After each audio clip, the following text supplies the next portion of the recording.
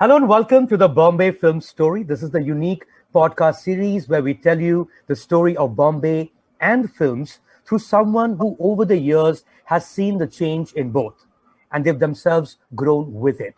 For the benefit of our listeners and viewers, I must make it known that this conversation is taking place on May 25, 2021. And that's important because the story of our guest is such an ongoing one that while we look back at 40 years of a time in Mumbai and the movies, in fact, the future or the second phase of her career looks even more glorious. Just to give you a quick sense, the last Filmfare Award for Best Actress happened for her in 2018 for Badai Ho, of course. Ladies and gentlemen, Neena Gupta. Thank you so much, Neena ji, for joining us. Thank you. Thank you. You know, Neena ji, the last time we saw you on screen was, of course, Sardar ka grandson. You were a really cute grandmother in that film. Or actually, the one before that, again, that we saw you on Netflix was Masaba Masaba, which is such a fun series, and you're with your daughter. You know, Neena ji, the first thing that I thought of while I was watching Masaba Masaba was what an amazing actor your daughter is. And the sense I got, based on whatever I read thereafter, is that you actually dissuaded her from taking up acting as a profession. Is that true? Yeah, it's true. And obviously, she wanted to become an actor, because acting is a very glamorous thing. So I think all kids want to become actors. Everybody wants to become an actor. So I told her my views, and fortunately, she agreed. And after I saw the rushes of Masaba Masaba, I went home and I said sorry to her.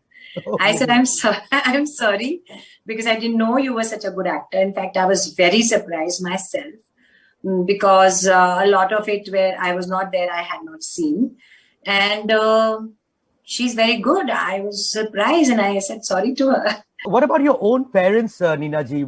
Did they dissuade you from taking up the profession while you were growing up? Was that something that you had to deal with? My mother wanted me to become an IAS officer.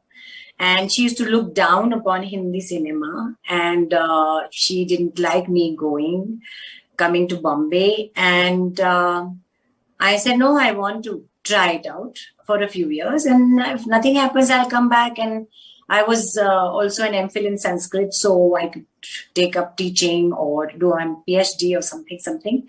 And they didn't like it, but obviously they could stop me. And right. I came here. But MPhil in Sanskrit, and if I'm not mistaken, Neena ji, you're going to pursue a PhD in Sanskrit thereafter. Can you speak Sanskrit? I know it's the toughest language. It takes a lot of memory to actually speak it as regular. Can you speak Sanskrit, Neena ji? No, I can't, because spoken language is when you keep speaking, and right. I've hardly spoken. Right. So I've forgotten most of it. I just remember the poets, remember the literature, like I love Kalidas and, things like that. So those I remember. I remember a few things, but I can't speak because I have not spoken. I'm sure it wasn't so tough for you to defy your mother because you also had a fairly independent life yourself. You went to a boarding school. That's my husband, not me. Is that incorrect information about you floating around on the internet? There are a lot of incorrect, including my date of birth is also incorrect on Wikipedia. So what can I do? Can we make that clear now what the date of birth is? It's 4th June and they have written 4th July. Okay. So I get messages on both the days. So I've tried many times to correct it, but it has not been corrected. What cannot be untrue, of course, is the fact that you did go to National School of Drama. You did study theatre. You did study acting. And when did you come to Bombay, Neena ji? Which year was it that you moved to Bombay? And did you move with a lot of NSD friends? Was that the group that you were hanging with? After my NSD, I wanted to do my PhD. So my MPhil subject was Stage Techniques in Sanskrit Drama, Theory and Practice. Then they gave me, I paid my fee, and then they gave me a lady teacher from Delhi University to be my guide. But how I wanted to pursue my subject, she did not like. She had some other way of doing it, which I didn't like, so it fell through. And in the meantime, I passed out in 1980, and 81, when I was going through this PhD or no PhD, I got a film offer of a film called Adharshila, okay, which was shot in Delhi, which had a whole lot of theatre actors, Nasir, Raja Bundela, Anita Kanwar, Satish Kaushik, and a whole lot of other actors. And I was also a part of it. And then I said, no, I want to do this only. When I saw myself on a big screen, not many people have seen that film. And then over there only, Gandhi film was being made. I auditioned for Kasturba, but they offered me Abha Ben's role. That is one of the walking sticks of Gandhi. So Supriya Pathak and me, Manu Ben and Abha Ben. The whole world in Delhi, the whole theatre world, film world, everybody was involved in that film. And a lot of us came to Bombay with that little bit of money which we had earned from Gandhi. The people from Gandhi unit, actors and technicians, the whole plane was full of them. And I landed here because I had a shoot here of Gandhi in Bombay. So I shifted with the crew and cast of Gandhi here. I'm here till now. So that iconic scene, Neena ji, where Gandhi gets shot, was shot here in Bombay? No, that was shot in Delhi. In fact, that was the first scene of mine. And we were waiting when he comes out and he's shot. And I remember the clouds came and it started drizzling. And so 2-3 days, it was supposed to be one day work. So it became 3 days. We were very happy because we were paid daily on daily basis. And that was shot there. And some sequences were shot in Bombay.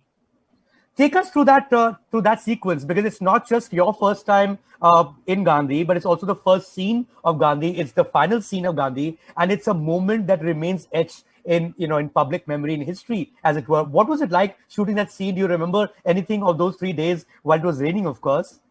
What I remember that Ben Kingsley, we had to be waiting there with him, and he had a very good sense of humor. So he will crack jokes, but he will crack jokes in the Gandhi kind of a way. Okay, he never got out of his character. So in his Gandhi character, he used to crack jokes with us.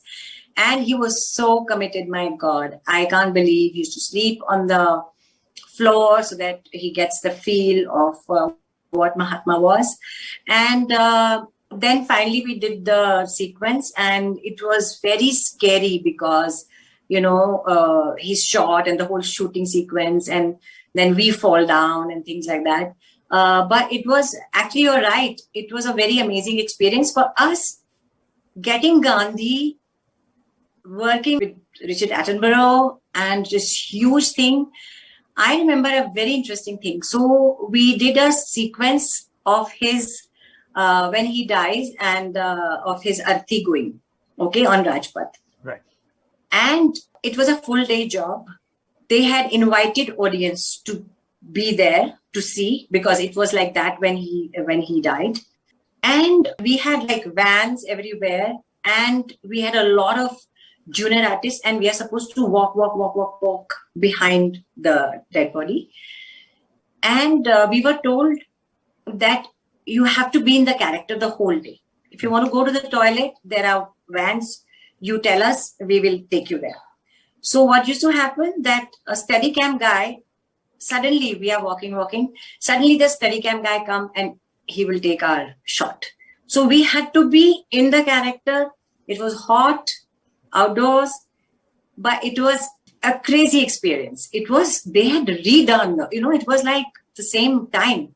Absolutely. And the best thing I remember was, so when it finished in the evening, now everybody is saying Jai Ho or whatever, Ram Ram or whatever. And then now he has to get up. Okay. So people will laugh. So he told me that later on. So what he did was, slowly he got up and he did Namaskar like Gandhiji used to do. And then nobody laughed. So he said that throughout I was thinking, what will happen? How will I do this when I get up? Because there are hordes of crowds around, right, who actually have started really thinking that he was the real Mahatma. Amazing. In fact, that particular scene is in the Guinness Book of Records for the maximum number of extras used in a scene in a film ever.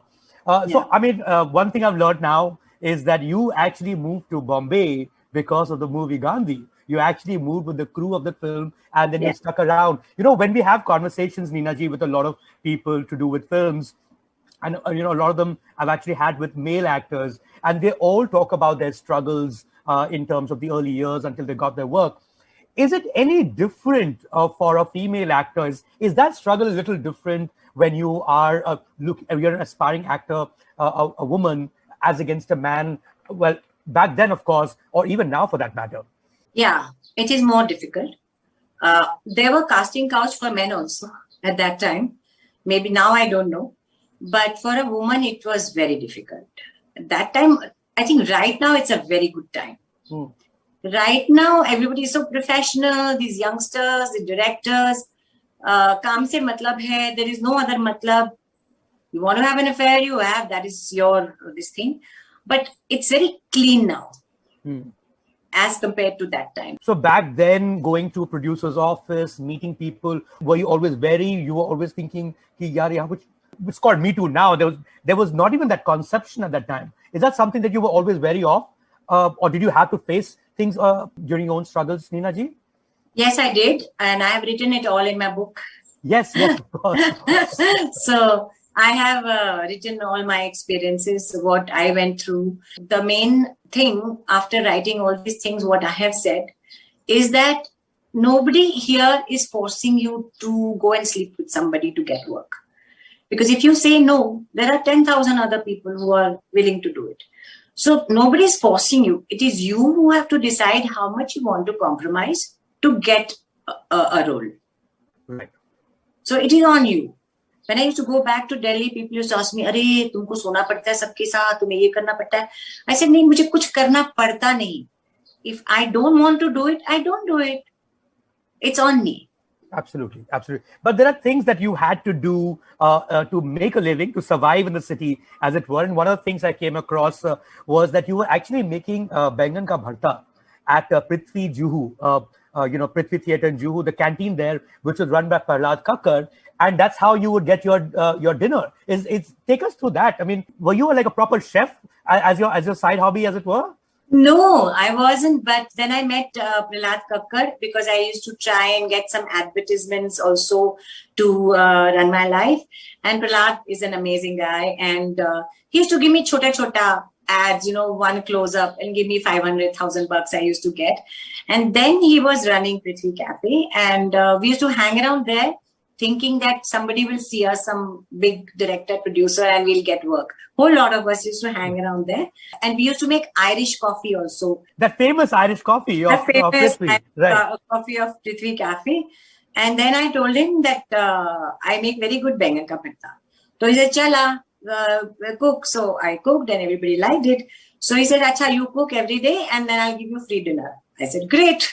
So then we became very good friends till now. And he helped me a lot. Him, Kailash Surendranath, they helped me a lot at that time, giving me small things. Like my first very small ad by which I became famous was Hawkins ki Siti Baji. You said all of you would hang at Prithvi. Who were the others, the aspiring actors? Did you have a gang, as it were, like your close friends, all of them aspiring to make it in the films? Were there friends that you were still friends with you now? My classmates from NSD were there, like Alok Nath, Ravi Shankar Kemu, Sanjeev Dikshit. And then I made some friends here of the other classes. They were also there. A whole lot of us were there from School of Drama also. Right. Then there was Yusuf Mehta, a whole lot. I don't remember now. I did some plays also at Prithvi. So I made some. Ratna used to be there. Ratna Pathak Shah. A lot of them. Are there people you've been in touch with all through, or is there like a sort of a gang that is stuck around over the years, Neena ji? No, we've gone our own ways. Whosoever has become famous, they look down upon them and they talk against them. And then sometimes they will talk those days. I used to say, ki, those days are gone. Let's look at today. So sometimes I don't want to talk about, we used to do this in NSD. Oh, look at that. He's not talented, but he's got a role. Are because you are jealous that he's got a role and you haven't got. This was a tendency a lot over there, yeah. I mean, there's also nostalgia that tends to be an exaggeration. We're dealing a bit of, a little bit on nostalgia, of course, right now, Neena ji, but I'm totally enjoying it. So I hope you are too. And, going back to the 1980s when you just moved, I mean, you spoke of little work that you got in advertising, and I'm going to look up the Hawkins ad for sure now. Yeah. But at that time, Neena ji, there were two strains of cinema, like two completely different worlds, as it were. There was the world of hardcore commercial mainstream, and you've done a whole lot of that, whether it's a Balwan, Angar, and Yalgars of the world. And then there was another world which was Shyam Benegal, Mandi, Suraj Ka Satwa Ghoda, and of course in your case also some of the international work like Merchant Ivory films. Did you feel like you were operating in completely two separate planets while you were an actor at that time? See, the commercial films I did, the roles I did, I used to pray to God the films don't get released. Because I got such insignificant, badly written roles. Oh God, you can't imagine. You haven't even heard of some of those. Very bad. But I had to do it. Because there was no TV at that time, satellite, and there was nothing. So either you do theatre, there was no money in theatre. Then Shyam Benegal happened. Then Mandi happened. But if you see, I worked with Shyam for a long time, but I never got a lead part. So in the art cinema also, there was Shabana, there was Smita and Deepti Naval. So there was no place for me anywhere. So that was very disheartening because you used to really put in everything for Shyam's films or other people's films. But the lead always went to them. Maybe that is a business angle that if they take them, they will get their film released or they get more money. Must be that also. But I mean, till Badhai Ho happened, I never got a substantial role. I did myself a lot of TV where I did a lot of very good work, starting from Dard, Gumrah, and then Saas. But films were very sad, actually. There was a point where you felt like, okay, let's just quit all this and I'm going to work in Taj Hotel in Bombay. Did that ever happen to your life? I think yes, because you see, I would rather make bharta or anything else than ask for money. I could have asked for money from my parents, but I didn't want to. So I said, I'm so capable, I'm good looking. Why can't I be in a reception or something like that? I have no shame in any kind of work. Every work is good, but asking for money is bad. I mean, we spoke a little bit about the two worlds, as it were, of the two worlds of cinema that you inhabited. But I think in both those worlds, Neena ji, there are two iconic moments in their history that you've been part of.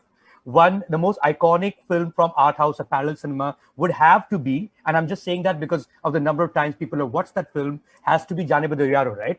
I mean, and you were part of that. I mean, what is your favorite memory of Jaane Bhi Do Yaro? Arey yaar, my most non-favorite memory is that actually we used to do workshops. So I had an angle between me and Ravi Vaswani. There was a whole thing written. But the film was becoming very long. So they cut that whole thing. Otherwise, I would have had a more... Ab usme bhi, why didn't I do Bhakti Barve's role? You know what I mean?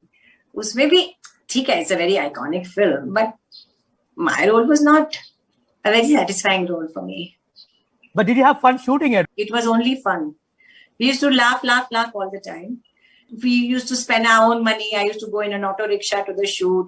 I wore all my own clothes. It was a small budget film. But how much fun we had, especially the last scene, the Mahabharat scene. Right. We used to laugh and laugh and laugh. All the people like Satish Kaushik, Om Puri, oh my God. It was a great fun time. Your role may have got shortened, but there was an entire role of Anupam Kher who could have made his debut from that film that got knocked out completely. Disco killer that he was supposed to play. Yeah. But personally for you, did you find television more satisfying? I mean, even if you take something like a Bunyad that you were part of, again, that's part of pop culture history. Did you find that a little more satisfying in terms of you as an actor, in terms of how challenging those roles were? Yeah, and I could do variety of roles. I have played Kabir's mother, I played Saas, I have done stories with Satyajit Ray, I have done stories with Sham, I have done a very nice series, I'm forgetting, with Shelley, very different kind of. So I could do variety of roles in television, which I would have never done on films, even if I have got them. So television was very satisfying. And Saas was so very satisfying. Again, on your IMDb, what comes up after Jani Bhido Yaro is either a series or a movie called Jani Bhido Paro. It was, yeah. I What was it? remember. What was it? Was. I have not seen it, so I don't know. But yeah, there was Jani Bhido Paro. That you were part of, Neena ji. You would not remember. No. It's showing up in your IMDb, though. I don't know. The other iconic moment that people will remember, or at least was huge at the time when it came out, was from Khalnayak. That's a commercial hardcore masala iconic in the sense of Choli ke piche kya hai. There was a massive uproar. I distinctly remember in the early 90s. Was it really hard to take for you? Because like there was a backlash to that song and you were the face of that song. When Subhashji called me, I still remember, I think Raj Kamal studio, and he made me hear this song. And I said, bas, role itna hi hai. Song is also 1/4 I have. Rest is Madhuri's song. That's right. So I said, no, I will not do it. I'm not a dancer. Wo bhi dancing. And I said, Annie, this is 1 or 2 small scenes. I said, no. I'm an actor. I am not going to do it.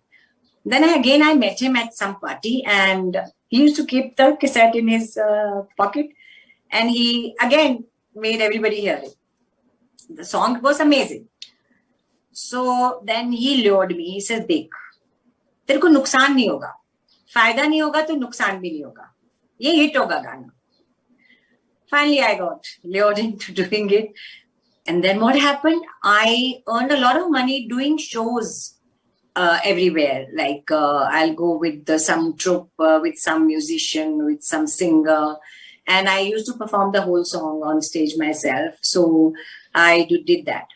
But what happened was then after that, nothing. After that, I think 3-4 times I got offered the similar kind of situation thing. And then I said no, in spite of me wanting money. I kept saying no, I will not do half a song or one song somewhere. But did the press go after you? Did they ask you questions? Because I remember there was an entire like moral outrage against the song when it came out. Did you have to answer? Were journalists asking you too many questions on the song or its morality or whatever the outrage was about? Yeah, they did ask me, but the song had become a hit. Right. So when something is a hit, then you don't ask too many questions, no? so they didn't, but it was so funny. Even till today, in small towns, they know me from Choli Ke Piche, as if I've done nothing else in my life. You know, that's how popular it became. I mean, there is the small town idea of Neena Gupta, and there is the metropolitan idea of Neena Gupta. And I can say this for a lot of my friends, and speaking on their behalf. You're seen as a feminist icon of sorts to a lot of people. And it seems to me, every time I hear your interviews or watch them or read them, that it's a tag that you constantly want to reject. You know, you don't want to be seen. Like, you know, there's things that you say, which I find unbelievable because of how I perceive you. You say things like you don't believe in women empowerment. You say things like raising a child as a single mother is a bad idea. You say that marriage is essential. We got married at 50. You say that with a man and a woman, there is nothing called love. Love is what you share only with your child. Neena ji, what's up? Like, really, what's up? Sky. I'll tell you one line from my book where I've said in the beginning that now you will read my story told by me and not by media. Right. So if somebody who's a little known has a child out of wedlock, it becomes a very big thing. It's a very scandalous good news. What can I do to negate it at that time? I can't do anything because I don't have the power. I'm powerless. So I kept quiet. What can I say? And what all these things you have said, I have said, is what I believe in, is what I am. But that is very boring for the press. ये तो बहुत अच्छी अच्छी चीजें हैं. अच्छी चीज तो बहुत बोरिंग होती है ना. Are you saying that you went through a lot because of your choices, and that it had an effect on the way you were looked at professionally too? Is that what you're saying at some level? Like, say, for instance, your relationship with Sir Viv Richards, and you having a child thereafter. Now, when you look back, was it a great idea to begin with? Is that what you're saying, Neena ji? Falling in love is a good idea. It's not a bad idea. At that time when you are young, no matter how many people tell you not to do something, you do it. No? All of us have done it. Same with me. I was blind. I was in love. I would do anything. I did not. My friends told me it will be, when the child will grow up, this will happen, that will happen, this will happen. Don't do it. But at that time, you don't listen to anybody. When you are young, you are in love, you don't listen to anybody. Same happened to me. But that wisdom which I have today, you don't have it then. It is not possible. So it's okay. I made a decision. I looked after my daughter myself. I was not dependent on anybody for anything, whether it's emotional or financial support. So I could sail through. If that was not the case, I would be a mess, because I had this thing that I can always earn. I'm capable of earning and looking after my child any which way without even doing things which I would feel are wrong. I mean, the reason why you camped up, if I'm not mistaken, is also the level of media attention that is given to this. I remember reading about the Illustrated Weekly of India at the time that actually ran a birth certificate to prove who was Masaba child of. That would have really rankled you. That would have really thrown you off. Is that what happened? Yeah, that's why I called him a bastard on print. Because he's a serious journalist. He did it. I have a proof. I've got 2 birth certificates. I have a proof. But you see, all this happened because Vivian was a big name. He's a big international name. If it was somebody who was not that big or not that known, a common person, then anybody would have done anything. Nothing. It's because his name was so big that it was a very good story. Right. Moving on from there, Neena ji, and I'm going straight into 28 July 2017, a big event in your life. And it was as simple an event as you posted on Instagram what most people post on LinkedIn, which is asking for a job. And I really want to know, on that day, and that just turned around things for you, on that day, what exactly happened? Who called you up? Who all you spoke to? I was not getting work for some time. And I was wondering why. And then once or twice I realized when people asked me, Are, you two now live in Delhi? I said, no, I live in Bombay.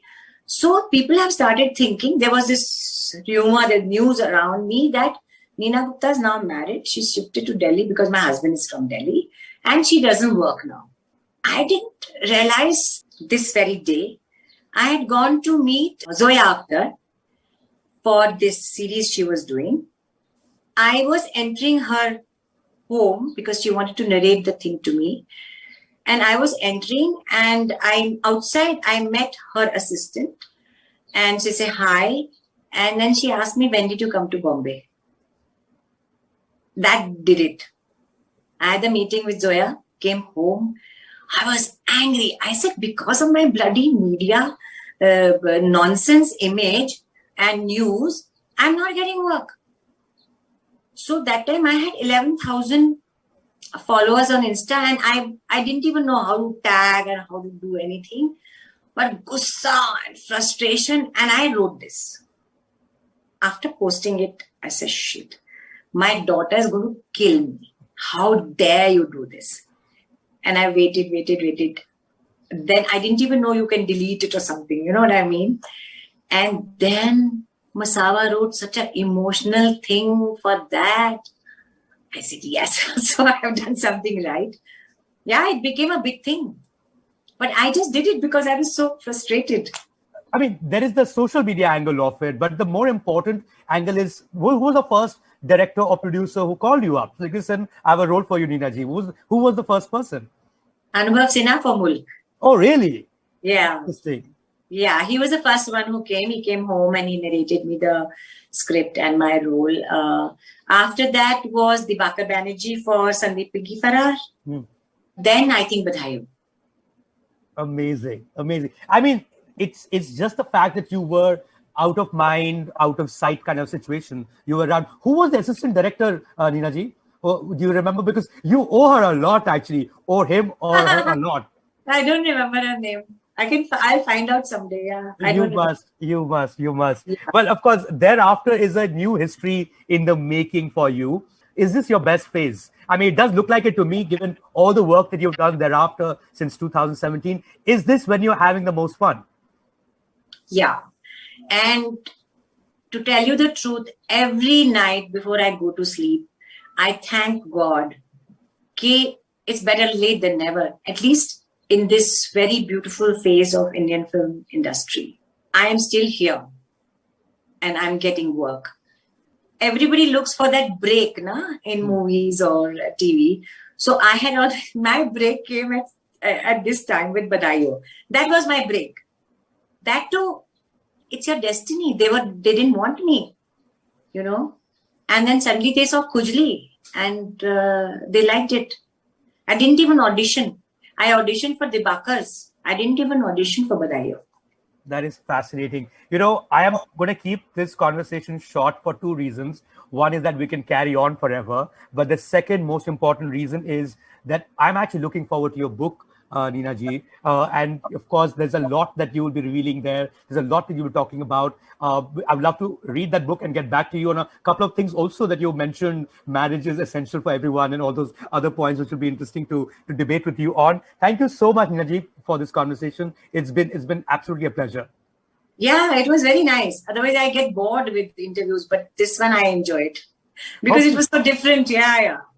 Really. Hope to have you again on this show. Thank you so much again. Thank you. Thank you.